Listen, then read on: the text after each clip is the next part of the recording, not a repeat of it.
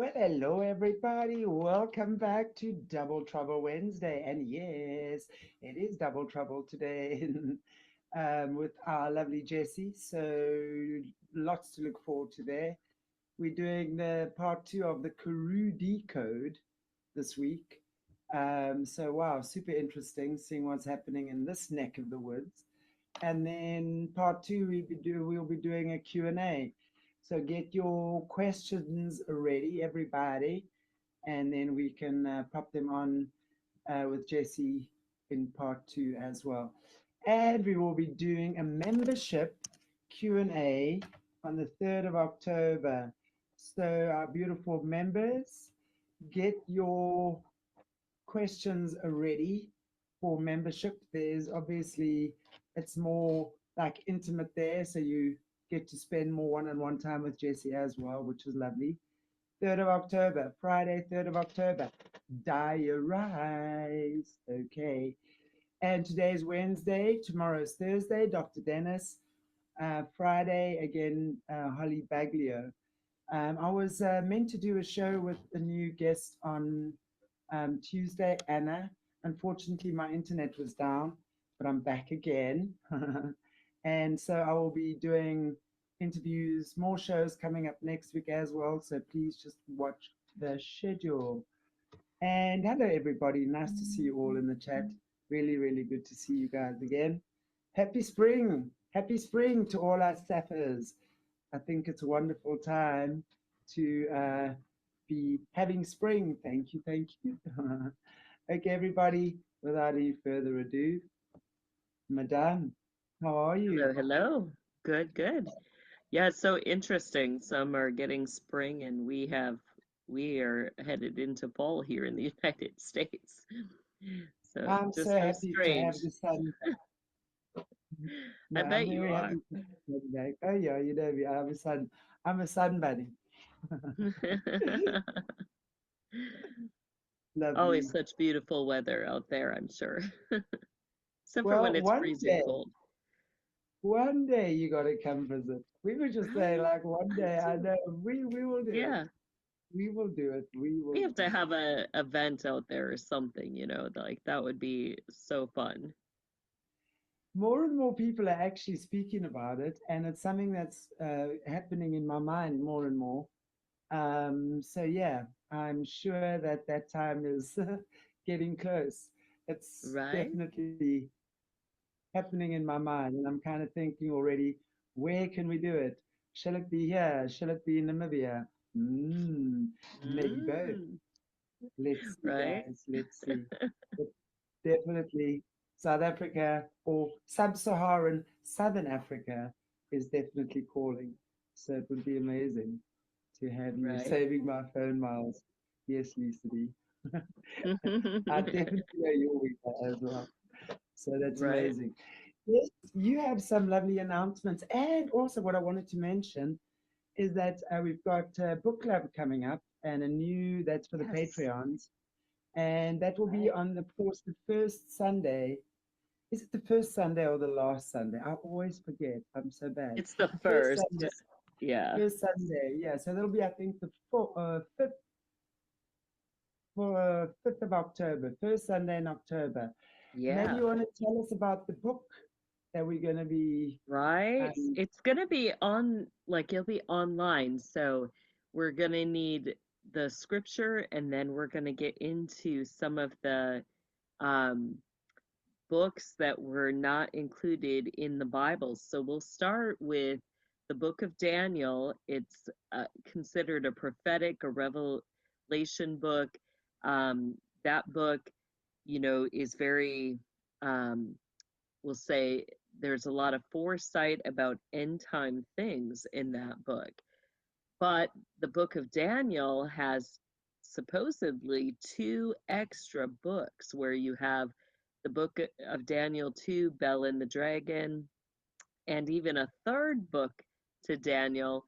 Neither the second or the third are in scripture. So we're gonna read those, and then we'll get into discussions about them, why they weren't included, and there is a very particular reason why they were not included. So it's going to be a great discussion and kind of eye-opening.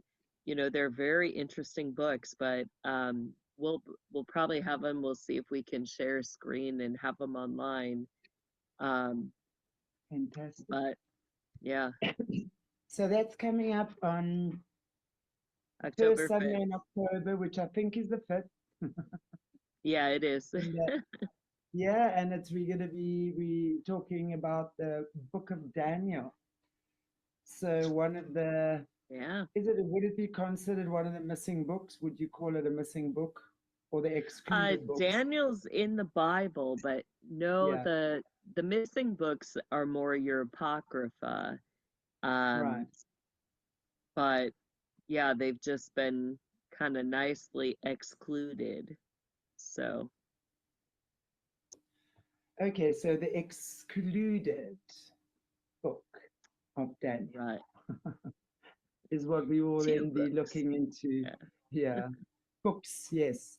Yeah. On the 5th of October. So join the Aquarius Rising Patreon and come and hang out with us on the first Sunday of every month where we look into these amazing things.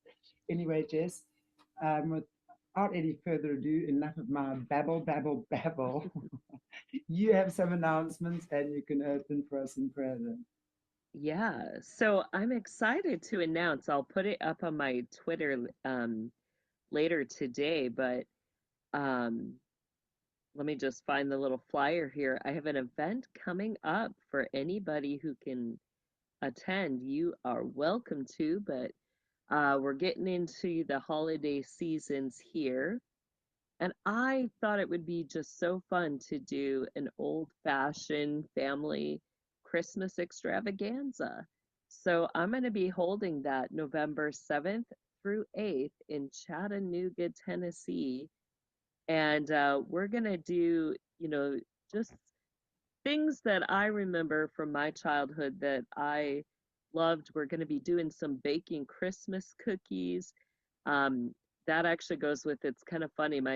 Um, I'll just say some of my family members were really big in the Christmas cookie baking, and every year we would all wait for to receive the tin of cookies that we would get, and it'd have this variety of different things, and then we'd all fight because there'd only be one or two of each kind, but some of the famous things were the fudge, and my favorite were some of the logs, um, nutmeg logs and stuff, and it's a we get fun stuff like that, but we're gonna you can go to my website kingdomlivingwithjessie.com to sign up for that. You can see what we're all gonna do.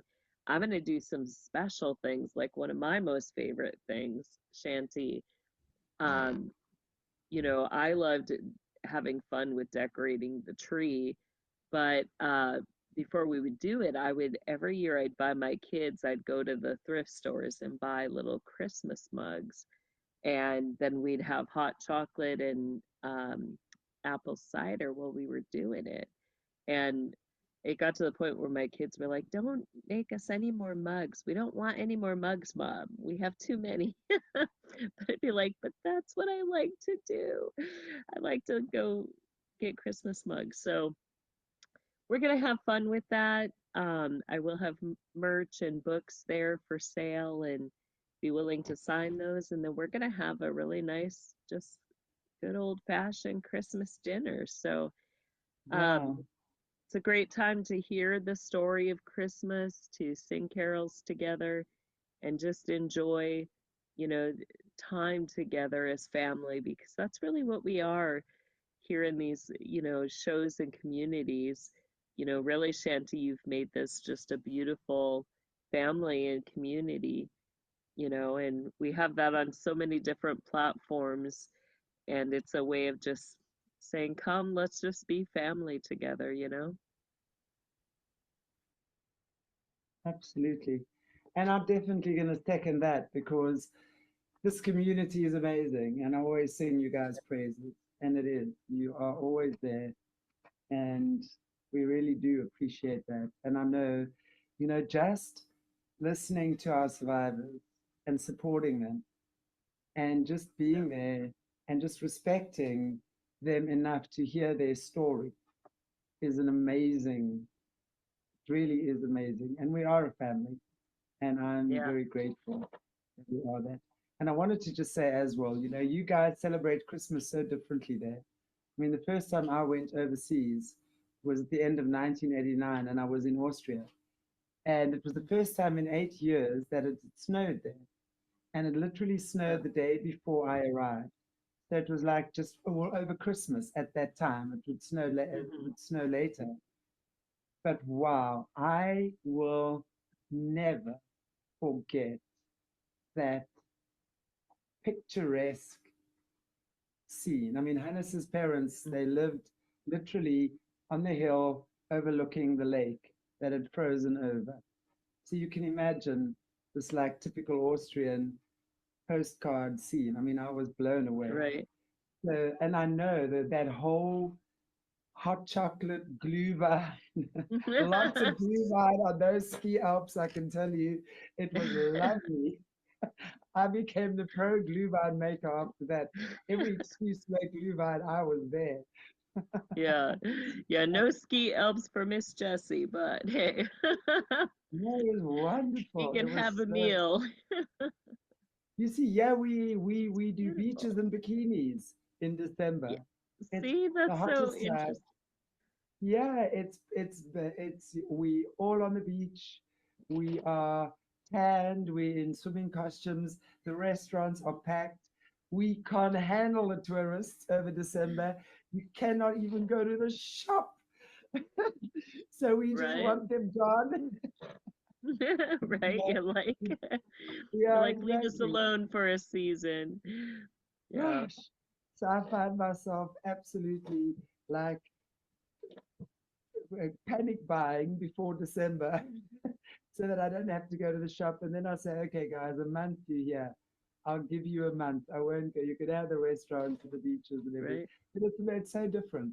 And lots of cocktails and restaurants on the deck, sundowners. Yeah, very different. It's lovely. I It mean, is so, but it's, yeah. yeah, it's so amazing. Yeah, it's so So different. different. So I encourage people, go to kingdomlivingwithjessie.com, sign up, come join us for those few days. I also see, thank you, Joanne, put up the link to my other website, the Illuminate the Darkness. And as we get into the holiday season, on there, we help support with household rent, different needs, um, those who are champions, those who are veterans, those who are survivors. So, it might be kind of fun. We'll maybe talk off the air, but it'd be fun to kind of help just help some of those individuals during the Christmas season and the holidays. Um, Yeah, so I've got some ideas for that. So maybe we could do some fun things with that with our bunch here. But I I also like it. have coming up October, let me get the date because we were just talking another October date. October 2nd, I've got the third uh, class workshop in my series, Architecture and Altars. The second one in that series will be up on the website hopefully by the end of this week. The third live is October 2nd. So if you haven't got to sign up for that, go sign up for that. Those classes are pretty big and full, but we're getting into the third type of architecture as well as the third type of musical mode as we continue talking about how the architecture tells us, what spiritual gates are there, what song they're tuned to, as well as what altars are there, who's being worshipped at those altars.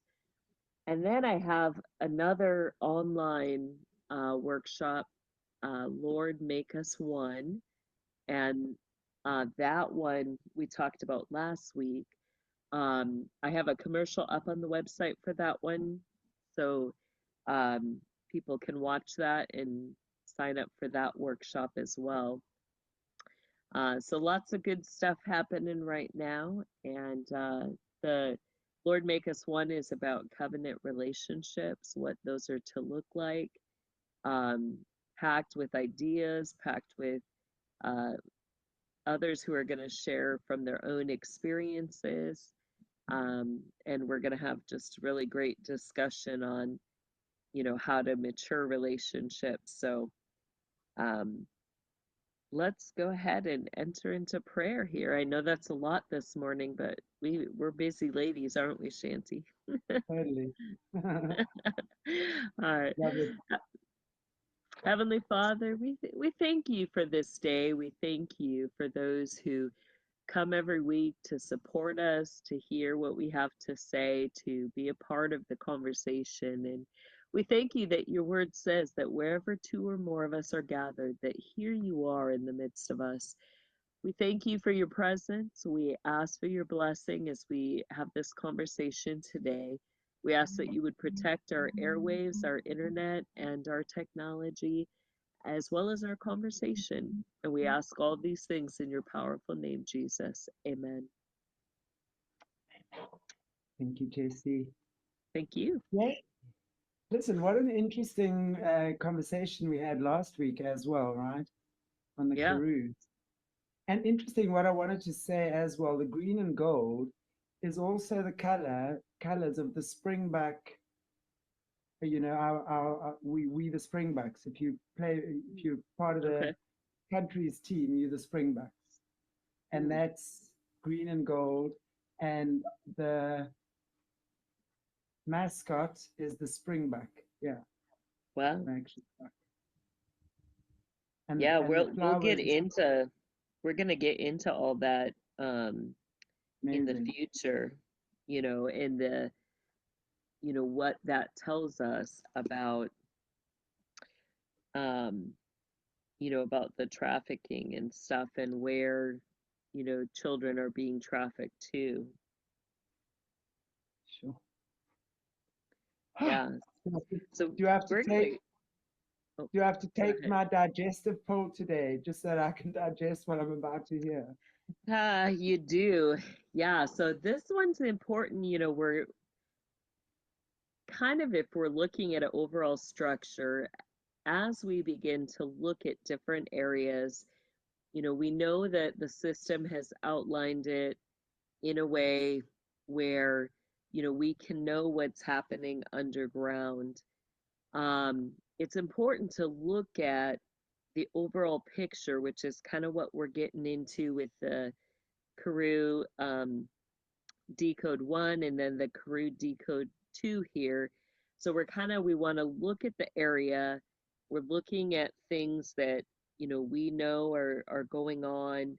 We're looking at the movement. And then we're going to start to kind of, with a magnifying glass, look deeper and closer.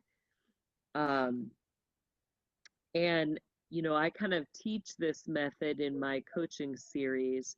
We have the international coaching where we look at the crests and the coat of arms and the information that we can glean about the underground from those. So that's what we did in the Karoo Decode 1 last week. Um, then, we'll get into the land assignment coachings 1 through 4, where we begin to look at the regional area. Um, what churches are there and operating? Where are there sacred grounds identified, for the underground? How is all that working and operating? And we'll look at the schools because that's very important too, and usually connected to all of that. Today we're going to get into, you know, some of those different aspects that come out of the land assignment. So go ahead with the the pictures. The first one there. Let's see what we got.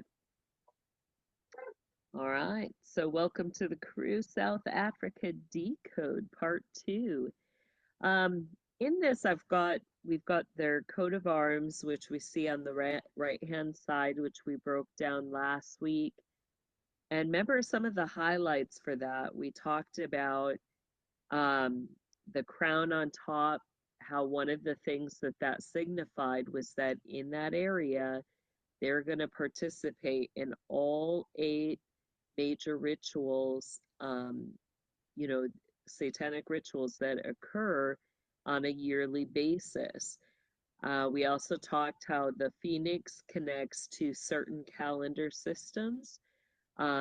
You have the ancient calendar systems of the Aztec, the Mayan, and the Incan. So, that they're going to have some of their rituals revolving around those calendars. We talked about how the triangle, um, with all the little triangles in it, on one level that represented those in their night succession, the order of Melchizedek, and this is the lower, like it's connected to their night successions. It's not the overall, the big order of Melchizedek that oversees the system. So it's secondary entry level knights, usually those that are in the succession of the Royal Ark degree rather than your Knights of Malta. Those are going to be connected to your Order of Solomon Knights, which, are assigned to different sovereign territories. You can get some other knight groups that they're going to connect to.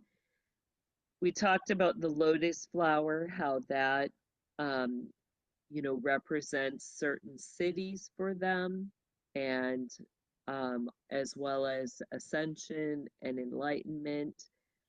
We talked about how the bottom part of that crest, you have the 2 individuals representing the brotherhood, but also their twinning programs. Um, you get the wheat representing, child pornography, and the talons there representing a universal aspect that there is going to be connection to your galactic federation and different training that's occurring underground. um we also see on the left there another image of some of their crests, and you get different things with that. We're going to kind of get into some of that today because it's going to kind of overlap, but you get all of their image. It's meant to look natural, it's meant to look like it's from the environment, that it's cultural, but really it's representing something much deeper, and we're going to kind of look at that today. Go ahead to the next picture there. So, if you're wanting to learn this method, to learn how to look into your areas, I encourage you join my coaching sessions. I'll be having more coming up soon. Right now, as we said earlier, I've got the architecture and altar series going on. But the international, as well as the land assignments 1 through 4, are really where you're going to get a lot of that information. So you can find the signups for that on my website, kingdomlivingwithjessie.com. Go ahead to the next one. So just a review, these are some of the symbols that we're going to find with your South Africa coat of arms as we look at the Karoo area. And it's important whenever you're looking at coat of arms or your regional city sigils, they may change over time, um, based on who's ruling, who's in authority. The coat of arms are meant to display, it's kind of like a airing of their specs. You know, here's who we are, here's our specific breeding, here's the different things we're or positions we're bred to fill in the system, and here's our magical abilities. Here's what we specialize in. That's kind of what your coat of arms are going to include. And so, they can change over time as different people come or go, um, who are in authority in those areas. So it's always good to look back. And, we've talked about uh, what the upper crust, some of the highlights that came out of that. But we see down below that there is an older crest. And that older crest also gives us some very pertinent information. Uh, Part of that, we see up where the crown should be, we see a red lion with, a shield. But when we see the lion up top like that, it's representing two things. One, in our Pope History of the Pope Decode series, as well as the Pope Leo, we get into the symbol of the lion and the books. And so when you see the lions usually on the top, it's representing that one, you have um, the Moravian French line household. Um, and we know that that household is directly connected to vampirism, but it also is going to represent your lion with the book, meaning that, there's going to be ancient territories underground. Whether that's an ancient library, whether that's an area where they've got, mythical creatures that they're holding, they're going to have some specialty things underground in that area. And we kind of still see that carried on in the newest coat of arms. We see that phoenix up in that crown area, looking like, when we take a step back, when we see that triangle lotus flower image, it kind of looks like a phoenix rising out of an egg. So, you know, is there a library, do they have special books, magical books like your um, Grimoire, Vernum, or Vernum, that is going to teach, um, how to connect with certain mythical creatures? Do they maybe have that as part of their breeding program under there, where they're breeding certain mythical creatures, and the focus has kind of changed from griffins to now phoenixes? Um, that's possible. So it could represent, libraries, it could represent an actual, that they're engaging in the breeding of certain mythical creatures. Um, and that usually means that you're going to have in their training program, that's going to be one of the things they're teaching children, how to connect to those creatures, how to use them as familiars in magic, how to battle with those creatures. So we see that in the older symbol there too, but just, we see the shift in the creatures to something else. Um, with the second one, we also see the kind of the stags, the deer-like creatures on the side. That tells us that that area is going to be filed under the Golden Dawn. Financially, they're going to consider that under the cherubic signs of the West.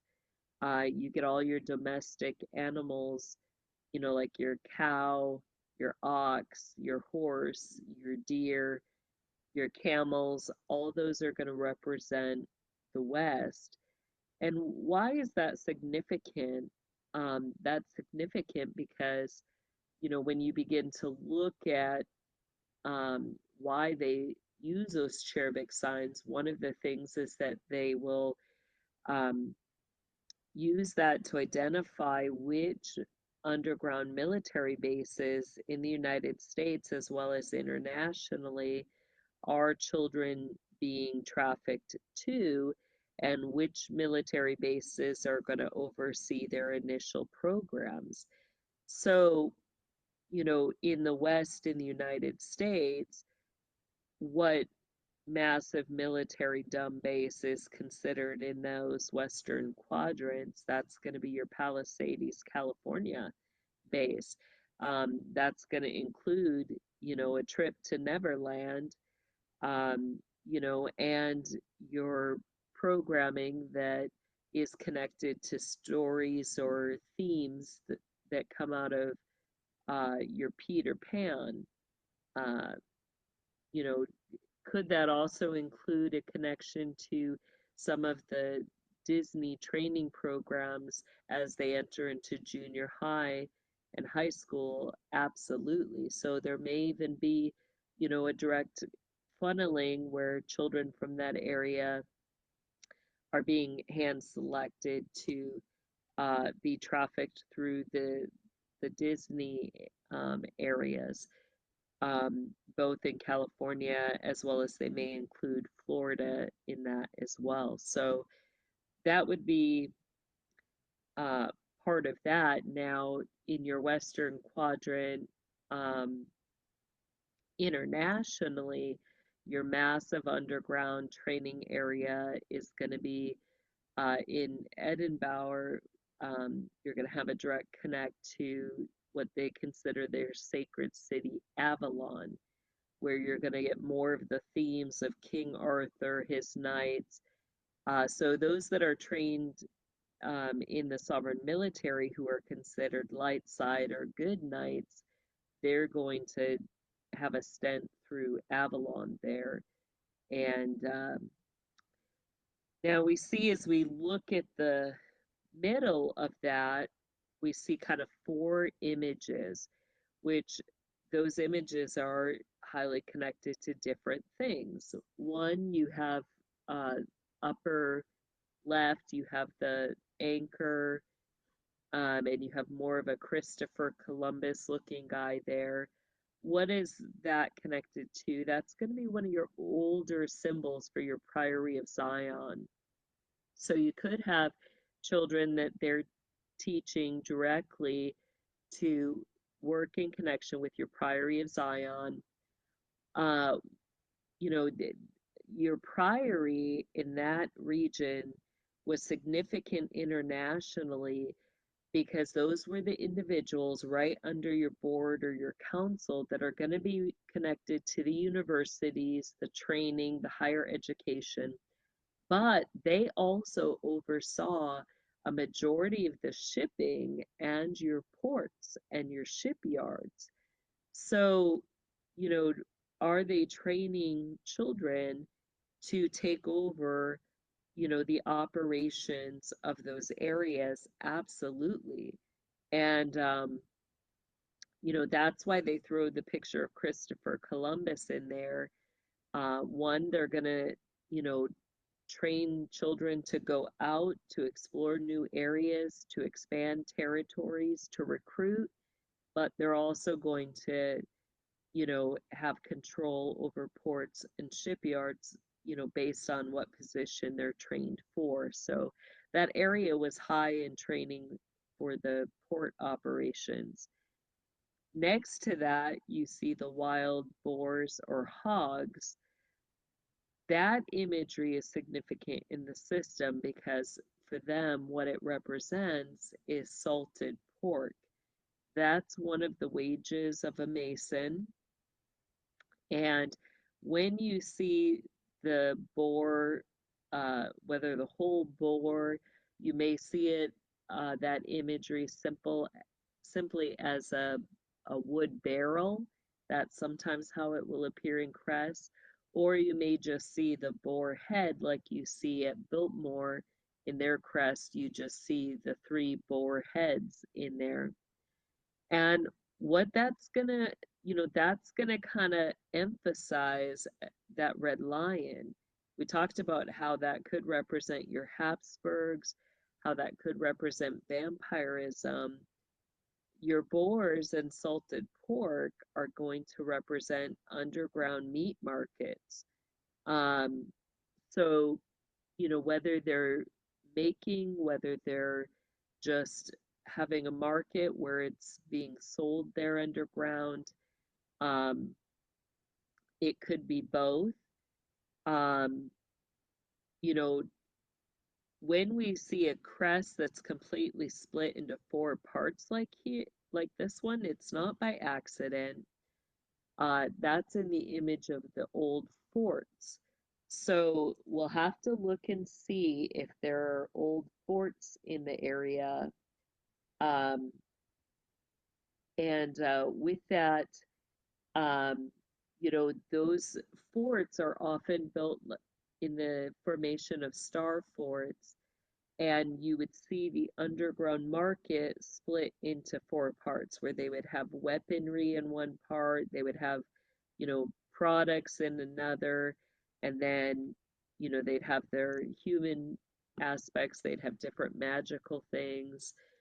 Um, so, that area could be both manufacturing human meat as well as marketing, selling it on a black market.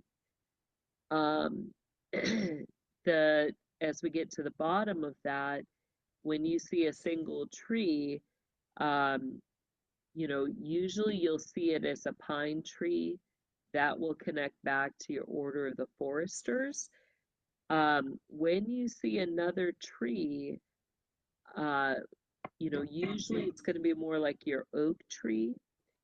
They, but they changed it for a reason in this, so it's meant to represent your oak tree.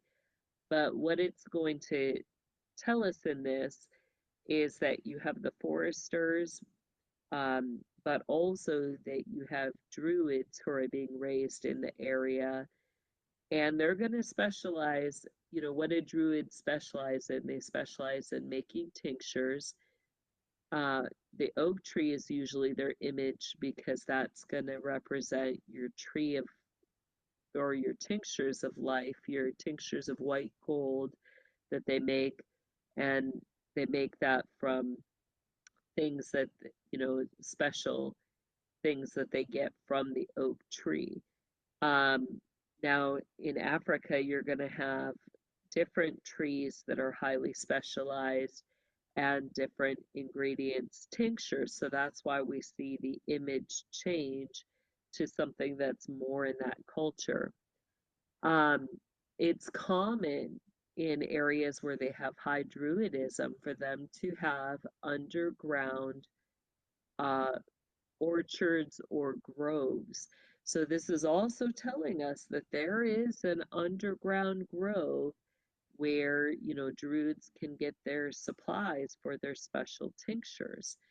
Um, you've got the Oak Ridge, Tennessee area is another one. You've got a massive underground grove under there. Um, the car that's at the bottom there, that represents certain brotherhood orders.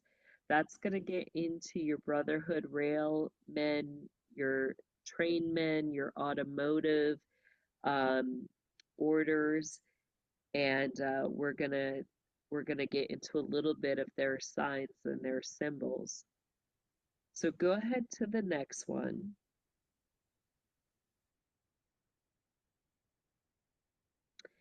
So your brotherhood of railmen, train, and automobile and transportation orders, there are so many of these. Um, you'll continue to see more and more pop up, but there's like 50 different orders all connected to these. As we look into some of their ancient symbols, you see some of those on the right and on the left there. Um, you see that there usually is a connection to the locomotive, to the firemen. Um, you know, connections to your support, community support services. Um, like every brotherhood group, they're going to have their different symbols. We've talked about, I've done a special report on the trains, and I encourage people to go to my website, thekingdomlivingwithjessie.com. Under the unveiling of the system, I have that special report on trains where you see more of some of their operations. But you see that some of the symbols they're going to use are trains, some include train bridges. We also see, the Sons of Liberty, which is part of your Sovereign Military Knights groups, shield on the left there. So, you're going to get a lot of your Knights of the Sons of Liberty that will be hidden within these automotive and locomotive and railmen and train groups. Um, we also see on the left there, or I'm sorry, the right, we see the uh, like almost like the old lanterns. So that is a symbol that can be used where they'll show the old lanterns. You also would see like down on the bottom under the lantern, they have the image hidden.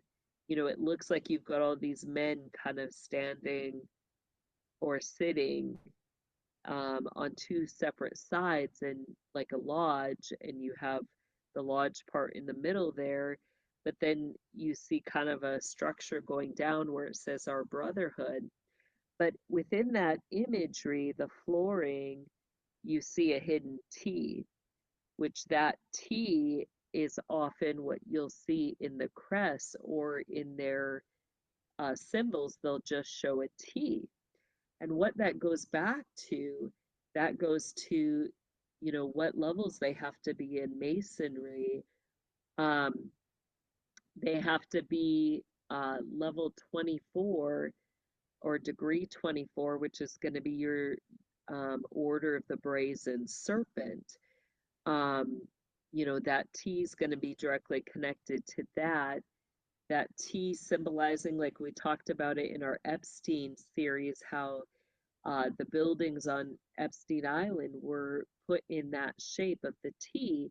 That's going to go back to Herod's temple, that, um, as well as King Solomon's temple, where you see that T shape in the layout of the temple.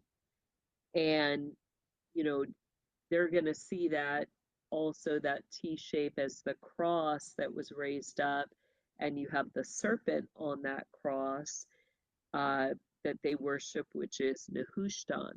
So that hidden T symbol represents that cross with the snake, Nehushtan, on it, but also tells them that, hey, if you want to enter, this circle group, some of the requirements are that you at least have to be degree, 24 in your brotherhood degree. So, um, they won't be able to enter this until they've achieved those degrees and they have that understanding as well as those contracts with Nehushtan already in place.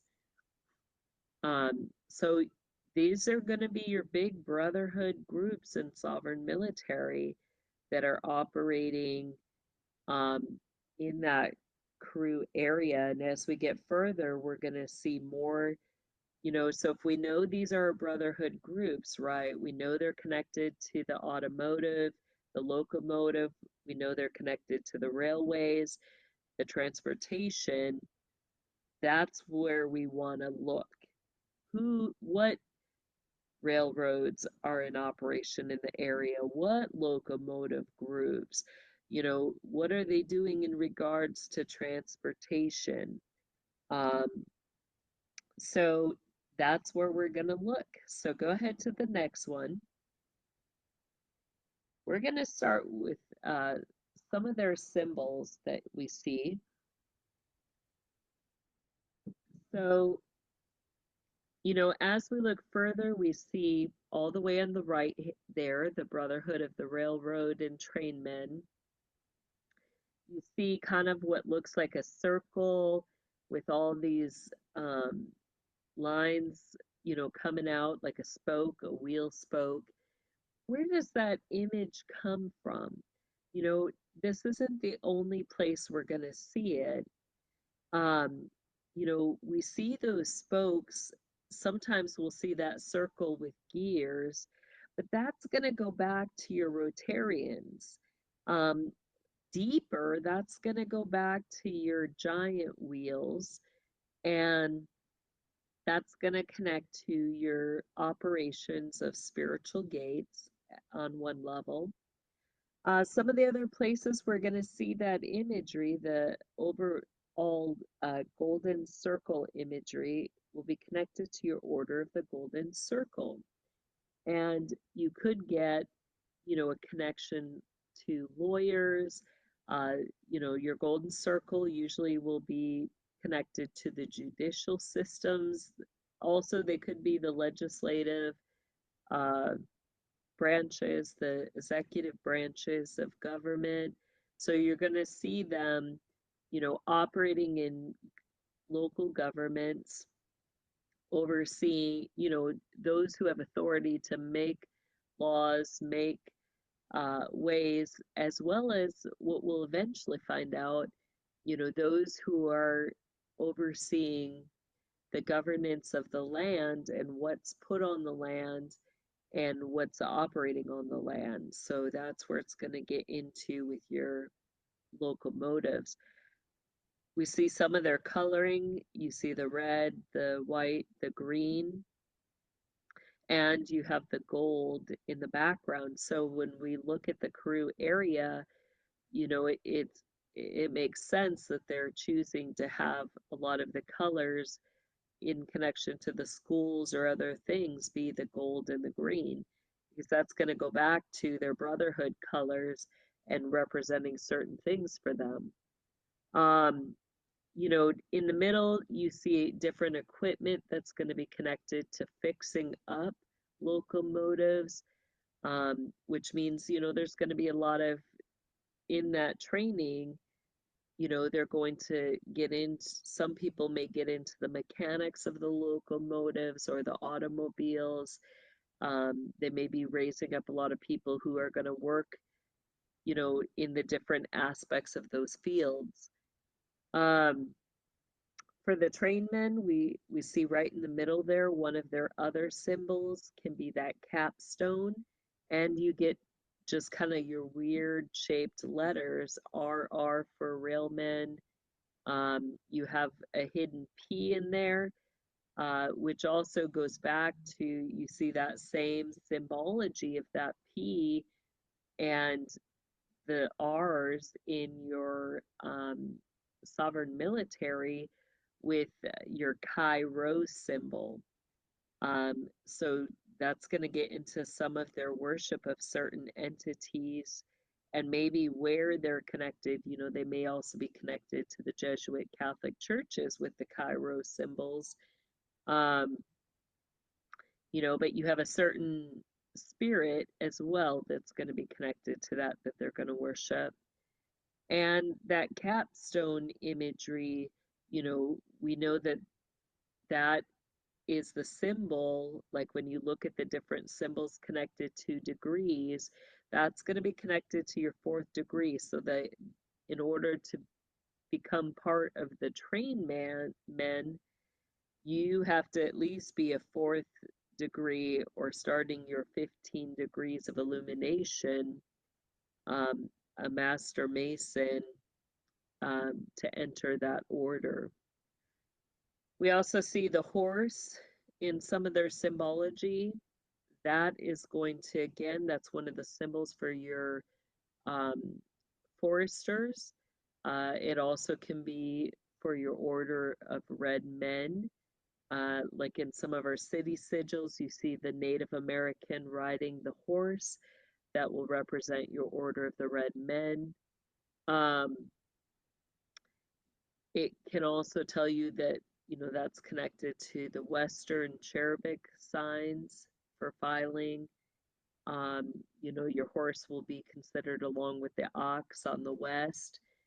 Um, but it just, we see a lot of different symbols, and um, all of that's important to recognize because you'll see those groups working in operation throughout the area, displaying different signs or symbols. Um, Go ahead to the next one.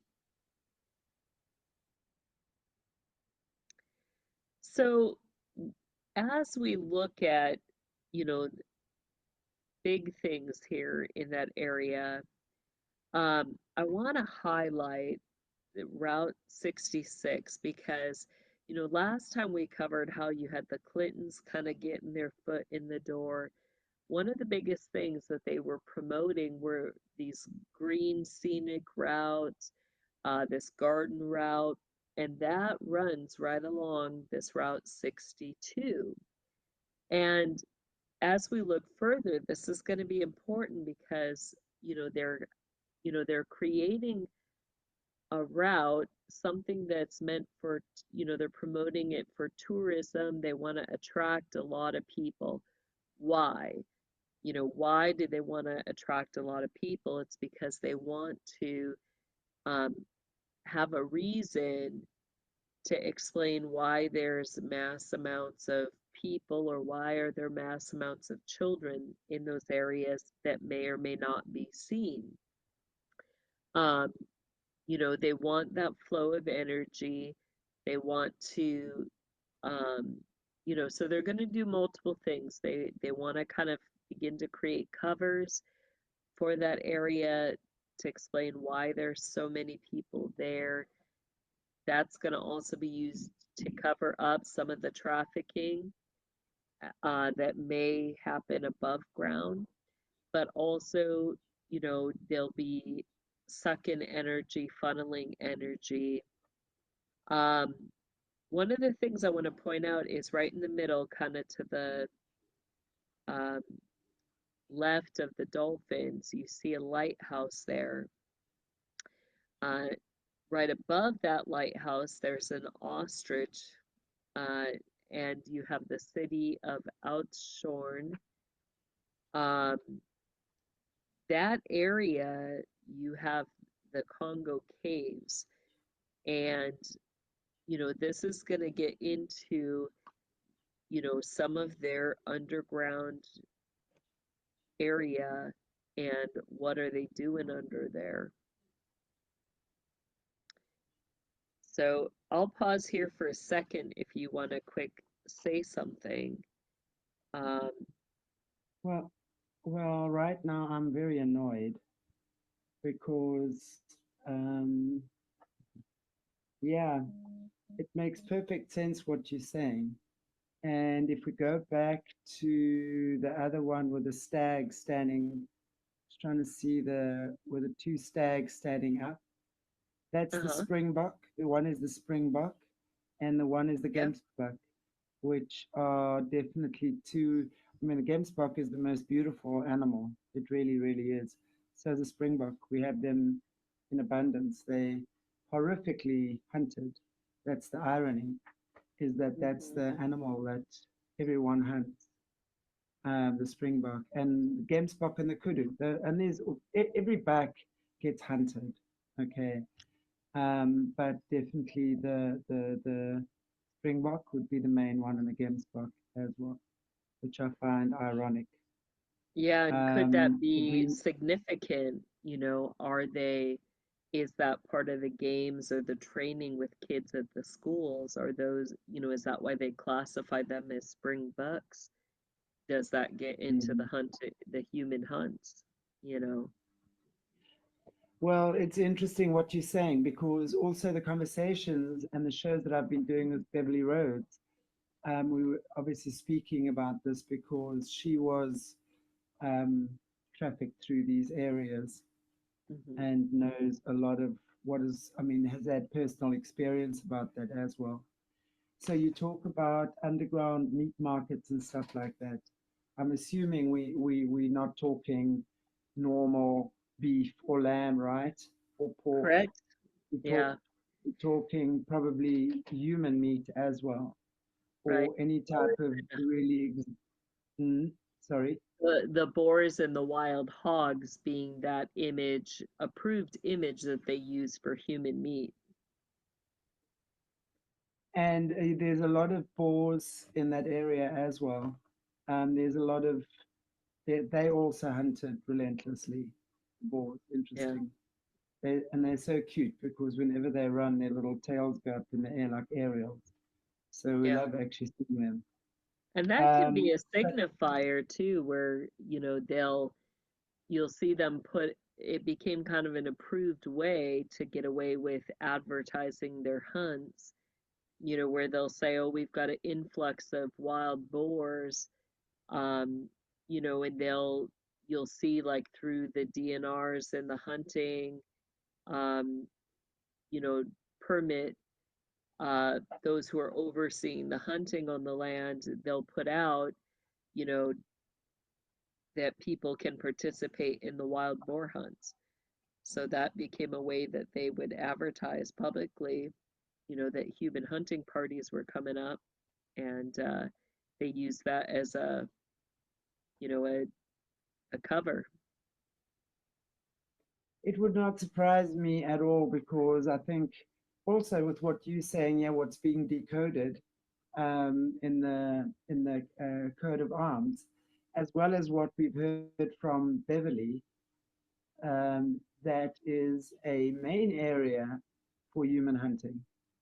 Right. And I've no doubt, honestly, when what I was saying last week, when I was there in August, 2.5 years ago now, where we're 25, 2 years ago, um, one of my schoolmates was not allowed to go. He wasn't given entrance onto his old farm, which had been bought by the Rothschilds, and was told there was Mhm. kids there. That was the weekend. Everyone was not on the farms. We were all at inter schools in town. So that to me, and it was the 4th of August. So the date, the timing, everything just correlates. And I have no doubt that Rupert is engaged. He has bought up that entire area. It's where you talk about the star forts and things. Well, the Owl House is there, and that's where, and that's maybe, oh, it's about maybe 40 minutes drive from Crawford. Mhm. And that's where there's a lot of alien activity that is seen. So it wouldn't surprise me if the Owl House, and there's very interesting um, rock formations, cave formations, as I'm saying, Mhm. that's also where Yeah, you're we're gonna finding get the into some ancient. of all of that. Amazing because it's really it's crazy when you're looking at the area he's buying up. That's the area he's looking at. Anyway, Route 62 is right here where I am as well. Mhm. It's a beautiful scenic route that you drive past, so it's very cool. Mm. Yeah. Yeah, you have Well, you've got the vineyards, you've got the ostrich farms, you have natural features, you have the Congo caves, in the Ouchhorn area. Um, yeah, you know, that's down the uh, road from me. It's less than an hour's drive. The Kango Caves, right? ostrich And farms. one of the things too, is as we look at this, we know that your caves are going to be connected to your mining areas, and you have historical diamond mines, um, throughout different areas, but you get other things like, when we start to look at the mines in South Africa on the right there, um, you know, we see that bottom area where you've got the Route 66. We see to the right, you've got a big mines there. You see a couple littler mines. Um, and then going up, you see a couple, the three other larger mines, not, all kind of situated in that south area there. Mines that are high in manganese. You also have the Middle Plates mined. So manganese mines, the Middle Plates mined, and emerald mines that are in that area. Let's go ahead to the next one.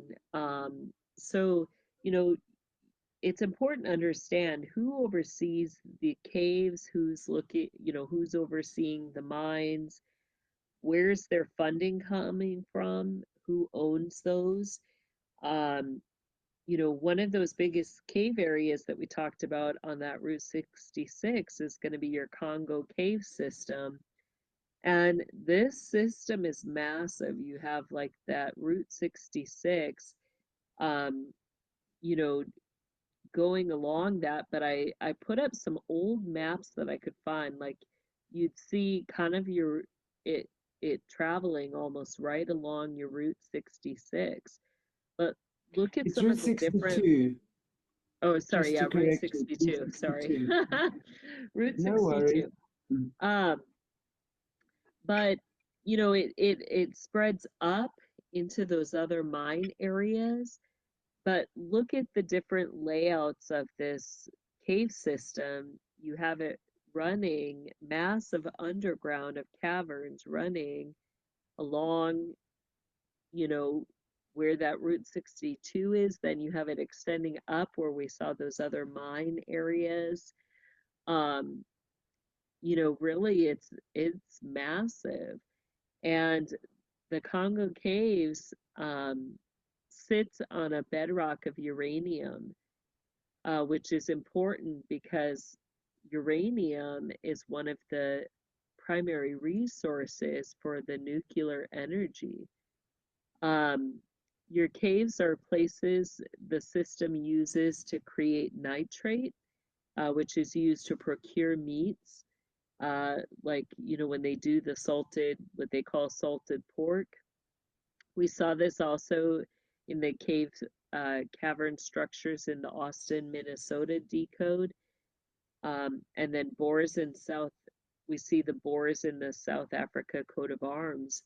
So, this cave system is going to be essential for what they're doing with the human meat, which means, it's not just that they're selling, if you're seeing vast, they create the nitrates in the caves. They'll have the kids go down. They're going to practice using energy, like creating lightning bolts. That energized environment, then there's different things that they'll do that the byproduct is going to leave you with pools that are dripping down, uh, full of nitrates that they'll collect for um, the creation of the product. So, that's not the only reason they've got it, but that's a big part of it and important to understand. So go ahead, let's look deeper. We want to see, because who's all involved with these cave systems? Um, these are owned and operated by the town council and by the Cobot Trust. So Outshorn Municipality and Town Council are who oversee that cave system. And we see, they've got a crest there that they're associated with. We're not going to break that down today, but um, this is kind of who's behind the scene. And um, your municipality and town council, you know, and so we have to ask, like, who and how far, are they connected? Because we know that it's not just, the connection with what's happening. It's not just the caves, it's not just the tourism through the caves. There's more going on there. So this warrants deeper looks. Who's sitting on these councils? Who's sitting in this municipality? What is their connection to other people in the area that we know are part of the Brotherhood system? Um, Are they connected to any orders? We see, these guys wearing emblems that, the gold emblems, that's something that we see, with different brotherhood orders. They have, their badges, their emblems, and those signify what groups in the brotherhood they're connected to. Um, so, as we look further, all of that's going to start to really get into it. Let's look at the next one here. We'll keep going. Um, go ahead to the next picture. Um, oh, go ahead, I guess, to the coat of arms quick. We will look at that. Um, so when we look further, we see your coat of arms, you see kind of like the wings. It's interesting you talked about the owl house because at the very top, you have wings there. Could those be specifically, those wings in a O? Could it be specifically telling us that that's one of the entrances, that owl house is connected to your underground? Because right underneath it, you have the sovereign military knighthead and you have the top of a castle, which can represent that there's underground. So that very well may be an entrance point, and we're seeing all this stuff with feathers in this. We also see the griffins. Um, so I think it very well could mean that there's a connection, with your underground, both in Outshorn as well as to the Owl House there. Yeah, the You know, Owl you're House and Oakthorn are, sorry, they're probably about no, 2 hours, 2.5 hours drive apart, I would imagine. So actually maybe three. It's not a that's a very far vast, driving distance. yeah, Mm, vast underground, huh? yeah. But the Karoo is huge. It's semi-desert.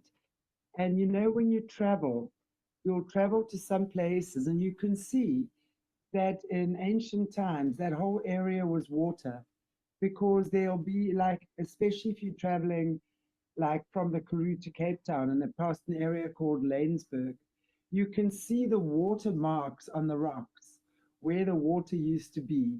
It was massive, massive, massive. And it's known that this area yonks ago was underwater and now it's become desert or semi-desert, which is very Well, interesting. So I'm yeah. sure, and it's huge. I mean, it's vast, and it's like the Australian outback in many ways. Mhm. So there's miles of underground nothingness and miles of above ground where no one even goes.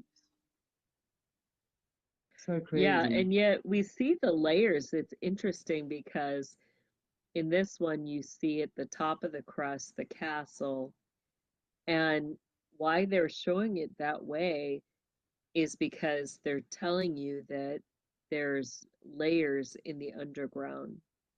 Mm, That mm. castle separated from a whole nother underground layer, and you kind of get with those chevrons two things. You get your basic symbol of the chevron, or the lines like that, which can represent water magic. um but that also can represent things that are below the aquifer, um and will connect to your high priestesses, because look at how they've got those two feathers on the side, almost like a whole nother doorway, where you see that castle Yeah, being the top part and you got a whole nother doorway. So they've got some massive things underground. Griffins were often put at doorways or entrances as guardians. So you have a ancient underground access point there. My guess is it looks exactly like that, where you've got the pillars and the griffin stationed there. And then notice they're sitting on a shield or that Eye of Horus on the bottom, telling you that there is a gate down below to the lower abysses that they're guarding. The chevrons also can be used to represent, breeding or breeder programs and sex magic.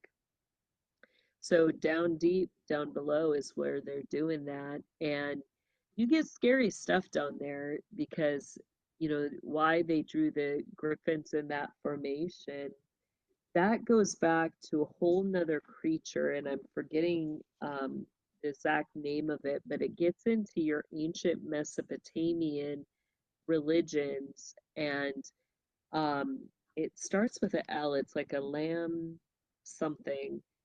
Let me see if I can quick pull it up here because I always forget um, Very, how to very spell it. But interesting that Oatsworn had a military base. I don't know if it still has it, but in the heyday of our military, Oatsworn was a big military base as well, which is interesting. And obviously, lots of the Kango caves in the Oatsworn area, as well as all the ostrich farms, um, are in that area as well. And then the military base that was there. I actually don't know if it's still there. With this current crowd that's taken over, anything is possible.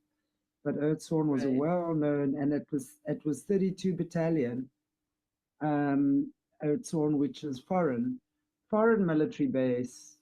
Wow, the foreign military base, which was known at the time, and I actually forgot about that. It's just coming to me now as I'm speaking. Was known as Mm-hmm. 32 Battalion, and that was, I don't know if it was their only main base, but I know Oatsworn was very much where 32 Battalion was stationed. So Mm-hmm. all the foreign guys that joined the army would have gone to Oatsworn. Yeah. But in that too, like that Eye of Horus goes back to your sigil of Lilith, which gets to the altars where Lilith is worshipped, and you have Lilith being one of your queens of hell. So it's common for, her altars to be placed in the lower areas near abysses. And you have different connections to this. So, where else do we see that Eye of Horus? You get it in one of the UN um, buildings. They've got a huge mural with that Eye of Horus.